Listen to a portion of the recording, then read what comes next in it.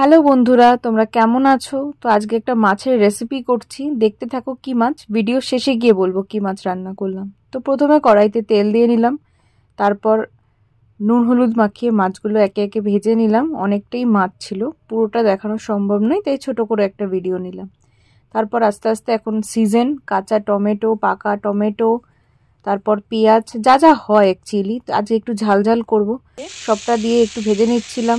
তারপর দিলাম একটু নুন, তো নুনটা দিয়ে আবার একটুখানি নাড়তে থাকলাম। একটু ওই যেহেতু কাঁচা টমেটো রয়েছে তার জন্য টমেটো দিয়ে একটু জল বেরোলো, তো আমি আর এক্সট্রা করে জল অ্যাড করিনি এখন। তারপরে হলুদ দিলাম, আস্তে আস্তে সব মশলাগুলো দিয়ে দিলাম, বেসিক মশলা। তো জিরে গুঁড়ো, ধনে গুঁড়ো, লঙ্কার গুঁড়ো, সব মশলাগুলো দিয়ে নিলাম। দিয়ে তারপর আমি মশলাটাকে কষিয়ে নিচ্ছি এবং আমাদের দেখতে লাগবে তেল না ছাড়া অবধি আমাদের কষিয়ে যেতে হবে, যেরকম আমরা মাছ মাংসে করে থাকি ন্যাচারালি। তো সেরকমভাবেই কষিয়ে যাচ্ছে এবং আমি একটু চিনি দিই। আর তোমরা আস্তে আস্তে অনেক ভিডিওই পাবে এবং দেখতে পাবে আমি অ্যাকচুয়ালি একটু রান্নাতে মিষ্টি দিই, এতে কালারও ভালো আসে এবং টেস্টটাও ভালো হয়। তো তারপর আমি জল দিয়ে নিয়েছিলাম এবং আস্তে আস্তে ভাজা মাছগুলো ঝোলটা ফুটতে শুরু করলে তার মধ্যে দেওয়া শুরু করেছি।